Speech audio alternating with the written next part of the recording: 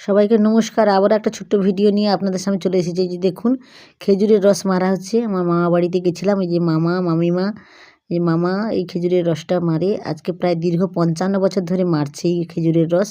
মামার বয়স এখন ৭১ বছর, তবুও এখনও গাছে উঠে রস সংগ্রহ করে এই গুড়টা তৈরি করে। আমরা খুব ছোটোবেলায় খুব মনে পড়ছে, খুব খেতে ভালোবাসতাম। এই যে দেখুন, এই যে মামার সঙ্গে কথা বলছি। এই যে খড় দিয়ে যেইটা জ্বালানি হিসেবে ব্যবহার করা হয়। এই যে দেখুন কত সুন্দর, এই যে দেখুন গুড়ের কালারটা দেখুন কত সুন্দর, এই গুড়ের কালারটা দেখুন, দেখতে পাচ্ছেন? এই যে আর এই মামিমার সঙ্গে আমরা খুবই তখন ছোটোবেলা জ্বালাতন করতাম গুড় খাওয়ার জন্য। এই যে দেখুন গুড় আমি কিনতে গেছিলাম, তাই আপনাদের সামনে একটা ভিডিও তুলে ধরলাম, কারণ এটা প্রায় লুপ্ত প্রায় পথে। মামা যে বয়স হয়ে গেছে, মামা বন্ধ করে দিলে আর কেউ আর দেওয়ার মতো আর কেউ নেই, নতুন জেনারেশানে আর কেউ নেই। এই জন্য আপনাদেরকে দেখালাম। ভিডিওটা ভালো লাগলো